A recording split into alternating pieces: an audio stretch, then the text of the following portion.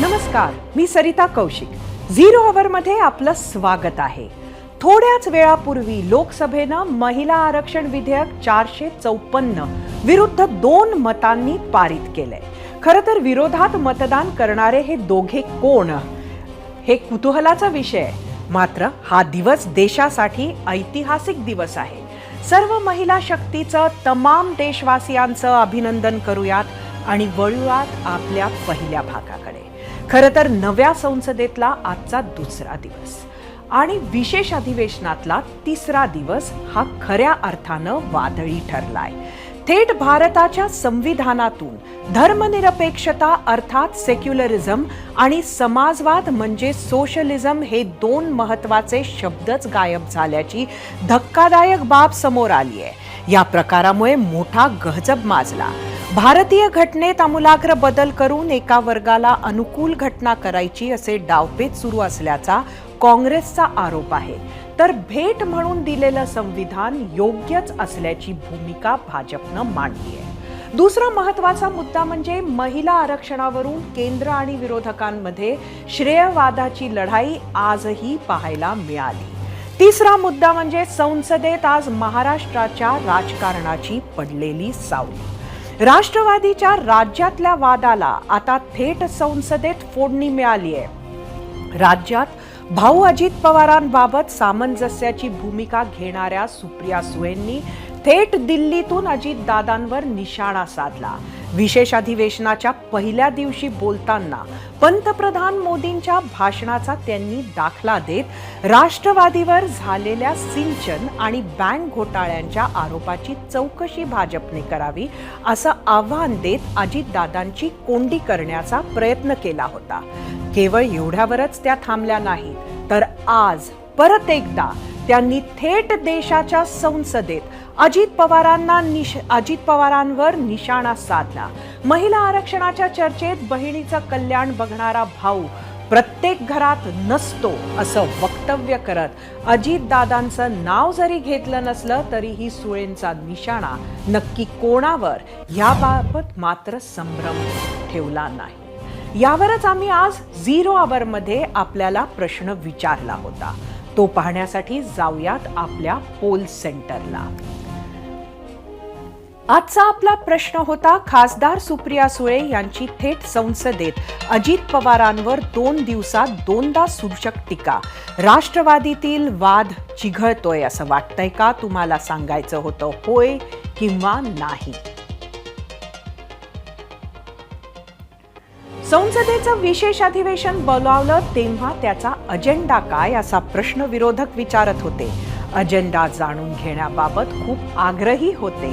पण अधिवेशनातील चर्चा पाहिली तर प्रत्येकच जण आपापला अजेंडा घेऊन मैदानात उतरलाय की काय अशी शंका येते. आता आपल्या खासदार सुप्रिया सुळे यांचंच उदाहरण बघा.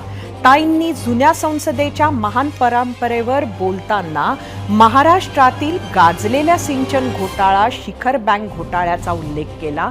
तेवढ्यावरच न थांबता महिला आरक्षणावरील चर्चेत त्यांनी बहिणीचं हित साधणारा भाऊ सगळ्याच घरात नसतो असं सूचक विधानही केलं. काय आहे हा सगळा घटनाक्रम ते पाहूयात या झिरो आवरच्या विशेष रिपोर्टमध्ये. आप भ्रष्टाचार के लिए कौन सी भी इंक्वायरी लगा दीजिए, we will support you 100%. This is not about relationships. भाई तो मेरे 800 भाई है पार्लियामेंट में, एक थोड़ी है. तो हर घर में ऐसे भाई नहीं होते जो बहन का सब अच्छा कल्याण देखते हैं. हर की तकदीर इतनी अच्छी नहीं होती. राष्ट्रवादी पक्ष फुटीनंतर मतभेद कितीही वाढले असले तरी वरिष्ठ नेत्यांनी एकमेकांवर थेट टीका टाळली असं चित्र दिसत होतं. मात्र हे चित्र बदललंय आणि या कामी आघाडीवरती दिसतायत खासदार सुप्रिया सुळे. 2 दिवसांपूर्वी त्यांनी अत्यंत चतुराईनं हा वाद थेट संसदेच्या विशेष अधिवेशनात आणण्याचा प्रयत्न केला. आप भ्रष्टाचार के लिए कौन सी भी इंक्वायरी लगा दीजिए, we will support you 100%. Because I remember the honourable prime minister coming to Maharashtra आए थे और तब एनसीपी के बारे में उन्होंने एक स्टेटमेंट किया था प्राइम मिनिस्टर जी ने कि it's a naturally corrupt party. और उन्होंने 2 इंक्वायरी के बारे में कहा था, एक इरिगेशन स्कैम के बारे में और दूसरा एक बैंक के बारे में. I request you with folded hands, with full humility कि माननीय प्रधानमंत्री जी की जो इच्छा है आप पूरी कर दीजिए. I will support it wholeheartedly. That this is not about relationships. भाई तो मेरे 800 भाई है पार्लियामेंट में, एक थोड़ी है. संसदेच्या अधिवेशनात अजितदादांना आणि भाजपला अडचणीत आणण्याचा हा एक प्रयत्न होता. यानंतर कदाचित हा विषय इथेच थांबेल असं वाटत असतानाच आज सुप्रिया सुळे यांनी महिला आरक्षणाच्या चर्चेत पुन्हा भावा बहिणीच्या नात्यावरून परत एकदा अजितदादांवर अप्रत्यक्षपणे निशाणा साधला. Sir, the Honorable Amit Shah ji, when he corrected one of his speakers, he was very graceful and he said, why can't men? भाई भी कर सकता है. जी सही बात है, हर घर में ऐसे भाई नहीं होते जो बहन का सब अच्छा कल्याण देखते हैं, but that is very kind of him to say that. हर की तकदीर इतनी अच्छी नहीं होती. एकीकडे शरद पवार अजित पवारांसोबतच्या नात्याची आठवण मीडियाला करून देतात. दुसरीकडे अजित पवारांवरील घोटाळ्याचे आरोप थेट देशपातळीवर कसे पोहोचतील याची तजवीज सुप्रिया सुळे करतात. हीच लाईन राज्यातील काही नेते पुढे नेत असले तरी अजितदादा गटाकडून अजून तरी यावर उत्तर देण्यात आलेलं नाहीये. फक्त प्रदेशाध्यक्ष सुनील तटकरे यांनी हे सगळं नैराश्यातून सुरू आहे अशी टीका केली आहे. मला असं वाटतं दादांच्या नेतृत्वाखाली आम्ही जो निर्णय घेतलेला आहे त्याबद्दलचं आलेलं नैराश्य कुठे दूर झालेलं दिसत नाही. या संदर्भामध्ये चौकशी पूर्ण झाली, न्यायालयाने सुद्धा या संदर्भामध्ये निर्णय त्या संदर्भातले पूर्णपणाचे झालेले आहेत. परंतु वैफल्यग्रस्त भूमिकेतून काही वेळेला अशापैकी वक्तव्य येतात. खरं तर ताई आणि दादा म्हणजे महाराष्ट्राच्या राजकीय बहीण भावाच्या जोडीतील लोकप्रिय जोडी. अजितदादांनी कधीच सुप्रियाताईंवर कोणतीही टीका केली नाही आणि 2019च्या पहाटेच्या शपथविधीच्या दिवसाचा अपवाद वगळता सुप्रिया सुळेंनी सुद्धा दादांवर सार्वजनिक व्यासपीठावर कधीच टीका केली नव्हती. त्यामुळे आता थेट राजधानी दिल्लीत आणि ते सुद्धा संसदेच्या विशेष अधिवेशनात अजितदादांना लक्ष्य करणं हा योगायोग निश्चित नाही. येत्या काळात आणखी उघडपणे तलवारी म्यानातून बाहेर निघाल्या तर आश्चर्य वाटायला नको. 0 अवरसाठी ब्युरो रिपोर्ट, ABP माझा.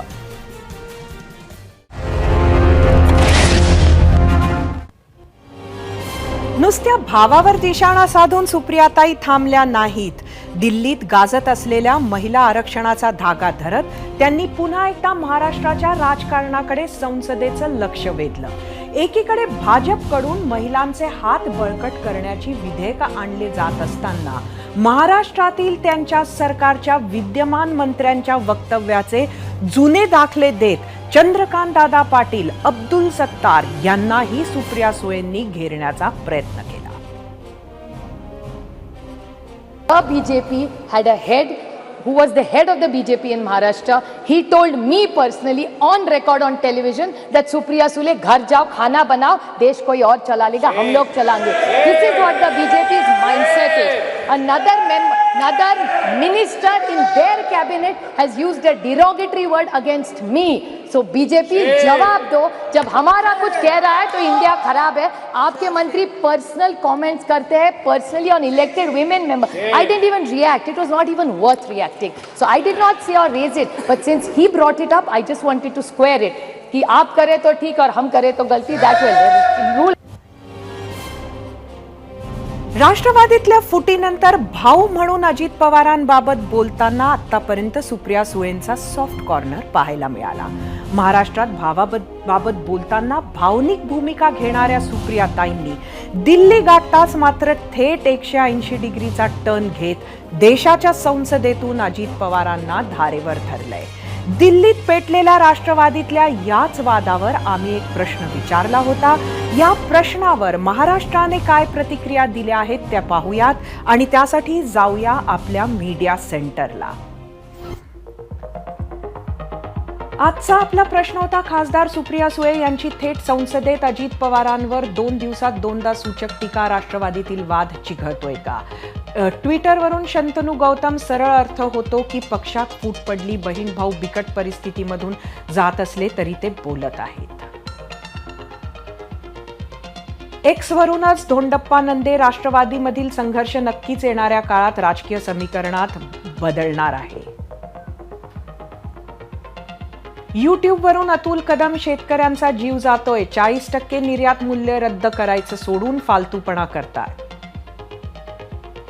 युट्यूबवरून @PR सेल्फी सुप्रियाताईंना पक्के समजले, दादा सत्तेसाठी काही करू शकतो, सकाळचा किंवा रात्रीचा शपथविधी पण करू शकतो. युट्यूबवरून रमाकांत माने हातातून पक्षचिन्ह जाणार याची खात्री पटली आहे, यामुळे अस्वस्थता वाढली आहे. युट्यूबवरून राजेंद्र पाटील भ्रष्टाचाराचा आरोप असलेल्या व्यक्तीला उपमुख्यमंत्रीपद देणं ही पंतप्रधानांची कारवाई असेल तर देवच रक्षा करू शकतो या देशाची. फेसबुकवरून चंद्रकांत बांधाल, ताई चिडून काही उपयोग नाही, दादाशिवाय पर्याय नाही. इंस्टाग्रामवरून अभिजित शिंदे पार्थ पवारला बारामतीमधून उभं करणार म्हटल्यावर प्रश्न विचारले जाणारच.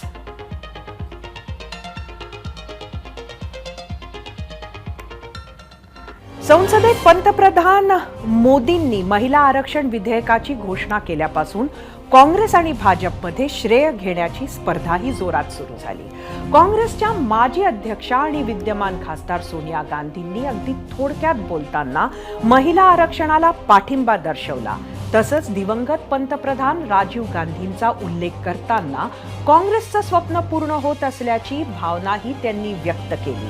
याशिवाय राष्ट्रवादी खासदार सुप्रिया सुळेंनीही आगामी निवडणुकींच्या तोंडावर हा सरकारचा जुमला असल्याची टीका करत SC, ST आणि OBC आरक्षणाची या विधेयकात मागणी केली. त्यामुळे महिला आरक्षण विधेयक लोकसभेत सहज मंजूर होण्याऐवजी भाजपची कोंडी करून ते करायचं होतं का, हा सवाल त्यावेळेला उपस्थित झाला. मात्र मोठ्या मेजॉरिटीनं हे विधेयक लोकसभेमध्ये आज मंजूर झालेलं आहे.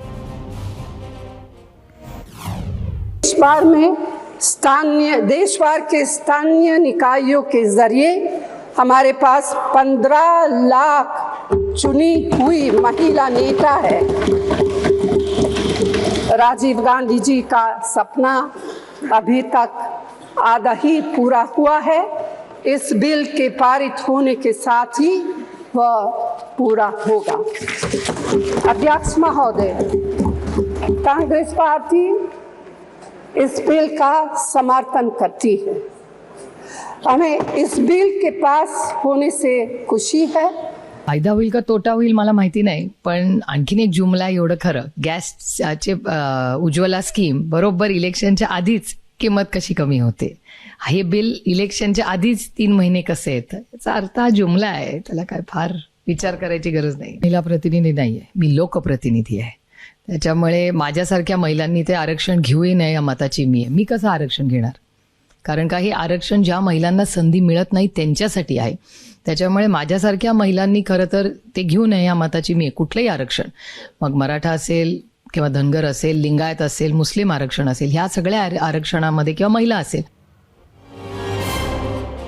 आज अत्यंत महत्त्वाचं असं आवाहन सुप्रिया सुळेंनी सुद्धा केलं. ज्या महिला संसदेत पोचल्या आहेत, त्यांच्यासारख्या महिला आहेत, त्यांनी आरक्षणाची जागा व्यापू नये असं त्यांनी आवाहन केलंय. बघूया त्याला किती रिस्पॉन्स मिळतो. पण संसदेत महाराष्ट्राच्या राजकारणाचे अजून काही पडसादही दिसले. हे फोटो बघितल्यावर तुम्हाला ते कळतील. पहिल्या फोटोत शरद पवार आणि आता दूर गेलेले प्रफुल्ल पटेल, तर दुसऱ्या फोटोत हे दोघे इतर काही संसदीय सहकाऱ्यांबरोबर नाश्त्याला आलेले. खास म्हणजे हे फोटो प्रफुल्ल पटेल यांनीच ट्विट केलेत आणि ट्विटमध्ये म्हटलंय की नवीन राज्यसभेचे चेंबर हे अतिशय सुरेख असून हा क्षण शरद पवारांबरोबर शेअर केल्यामुळे अजूनच विशेष झालाय. बास, एक फोटो, 2 वाक्य आणि चर्चांना उधाण. या सर्वच बाबींवर बोलायला आपल्याबरोबर आहेत रोहित पवार. जाऊया आपल्या गेस्ट सेंटरला. रोहितजी, ABP माझाच्या 0 आवरमध्ये आपण पहिलेही आला आहात, आपलं स्वागत आहे.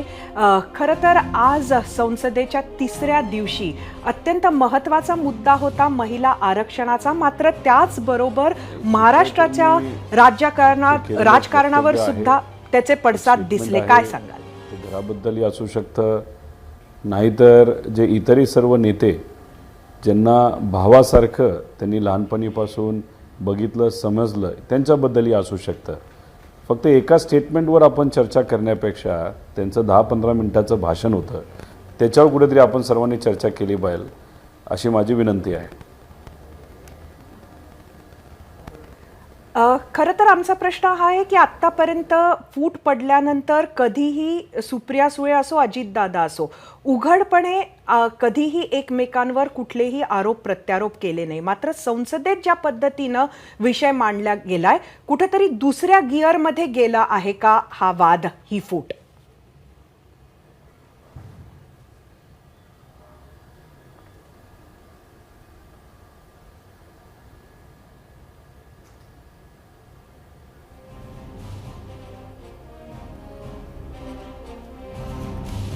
मी परत एकदा सांगतो, फक्त एका स्टेटमेंटला आपण खूप मोठ्या प्रमाणात ग्लोरिफाय करतोय.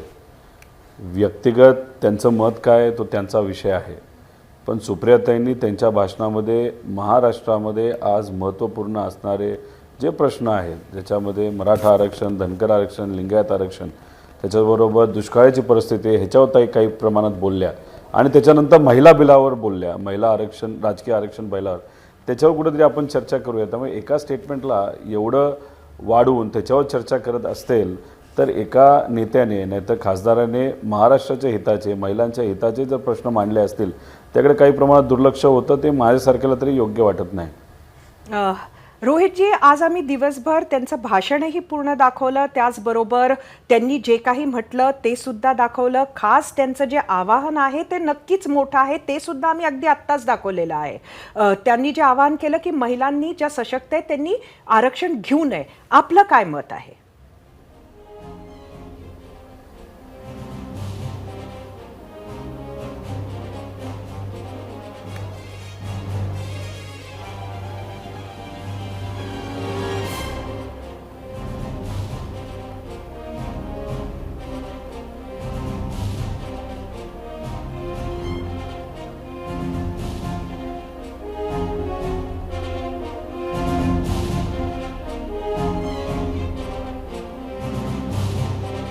हे बघा, पवार साहेबांबरोबरचा पटेल साहेबांनी टाकलेला फोटो हा पवार साहेबांनी टाकला नव्हता, हा प्रफुल्ल पटेलांनी टाकला होता.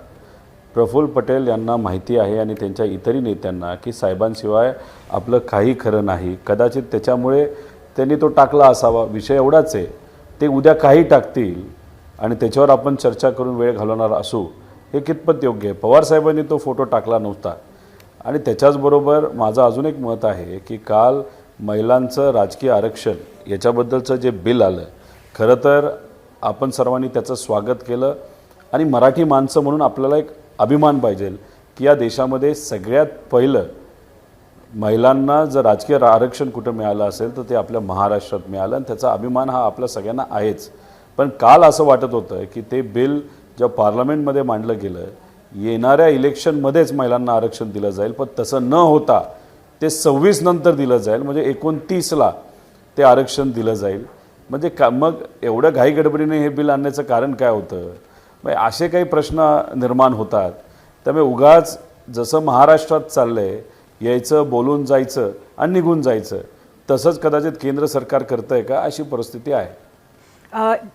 ज्या वेळेला गेल्या खेपेला याची उपसमिती झाली होती त्या उपसमितीमध्ये स्वतः शरद पवार साहेब होते. आपल्याला त्यांनी महिलांच्या सक्षमीकरणासाठी महाराष्ट्रामध्ये काय पावलं उचलली आहेत ही सुद्धा माहिती आहे. ह्या एकंदरीत आता सगळ्यांनाच हीच अपेक्षा होती की लगेचच हे बिल लागू होईल, पण तसं होणार नाही असं दिसतं आहे. बघूया सरकार यामध्ये काय करते. पण आपण राष्ट्रवादी म्हणून शरद पवार गट हे घेऊन जनतेत कसं जाणार आहे? महिलांना आरक्षण मिळत असेल तर त्याचं स्वागत हे आपण सगळ्यांनी केलंच पाहिजे. कारण जिल्हा परिषद आणि सर्व इतर जे काही राजकीय ठिकाणं होतं जिथं महिलांना आरक्षण मिळालं, फार ग्रामपंचायतपासून, तर हळूहळू महिलांमध्ये काही नेतृत्व तयार होत गेलं. तसंच विधानसभा असेल नाही तर लोकसभा असेल याच्यामध्ये सुद्धा होऊ शकतं. काही काळ त्याला जावा लागतो, पण नक्कीच येत्या काळामध्ये त्याचा फायदा होईल. पण विषय एवढाच आहे की जर तुम्ही आत्ता पार्लमेंटमध्ये ते बिल आणत असाल तर लगेच ते इम्प्लिमेंट झालं पाहिजे.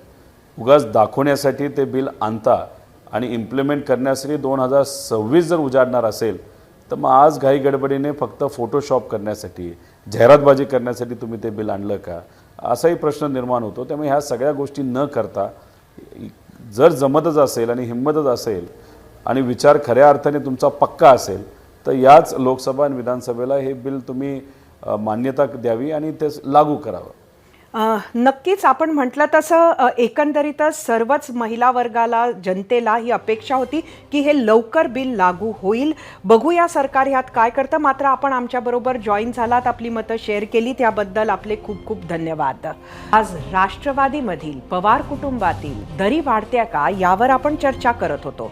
यावरच विचारलेल्या प्रश्नावर काय आहे तुमचा कौल तो बघण्याची आता वेळ झाली आहे आणि त्यासाठी आपण जाऊया आपल्या पोल सेंटरला. आजचा आपला प्रश्न होता, खासदार सुप्रिया सुळे यांची थेट संसदेत अजित पवारांवर 2 दिवसात 2दा सूचक टीका. राष्ट्रवादीतील वाद चिघळतोय का? यूट्यूबवर एकूण 7,000 मतं होय म्हणणाऱ्या लोकांचा आकडा आहे 90%. 10% लोकांनी नाही म्हटलंय. इंस्टाग्रामवर 3,000 मतं.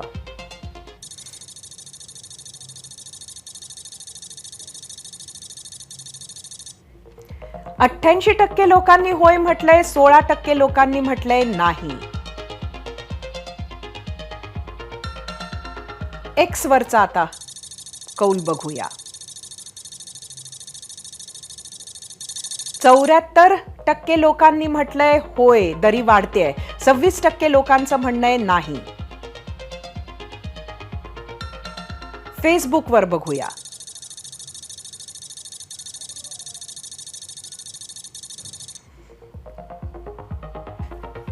%36 लोकांनी म्हटलंय होय, 64% लोकांनी म्हटलंय नाही. राजकारणामुळे चांगले संबंध बिघडतात, रक्ताच्या नात्यातही कटुता येते. कदाचित आधीच असलेल्या कटुतेत राजकारणामुळे भर पडते आणि वाट मिळून ती बाहेर पडते असंही असेल. राज्याच्या, देशाच्या राजकारणात अशी कितीतरी उदाहरणं बघायला मिळतात. आधी इंदिरा गांधी, मेनका गांधी, नंतर सोनिया गांधी, मनेका गांधी, म्हणजे गांधी परिवार, मुलायमसिंह यादव परिवार, चौटाला परिवार, सिंधिया परिवार, MGR परिवार, NTR परिवार, राज्यातील मुंडे महाजन परिवार, ठाकरे परिवार आणि आता पवार परिवार. ही यादी वाढतच जाते. कुठे पक्ष फुटतात, कुठे कौटुंबिक संबंध कायमचे दुरावतात. पण जेव्हा पक्ष आणि कुटुंब एकच असतात तेव्हा जास्त अडचण होते. काही दिवसांपूर्वीपर्यंत सुप्रिया सुळे कुटुंबाची नाती वेगळी आणि राजकीय भूमिका वेगळी असं सांगत होत्या. राजकारणामुळे कधीही कौटुंबिक नात्यांमध्ये अंतर पडणार नाही असंही सांगत होत्या. त्यात सुप्रिया सुळे यांनी थेट संसदेत अजितदादांना अडचणीत आणणारे मुद्दे उचलून राष्ट्रवादीतील लढाईचा पुढचा गिअर टाकला आहे. त्याला अजितदादा कसं रिॲक्ट होतात यावर हा विषय किती चिघळणार, कोणत्या दिशेला जाणार हे ठरेल. एबीपी माझा, उघडा डोळे बघा नीट.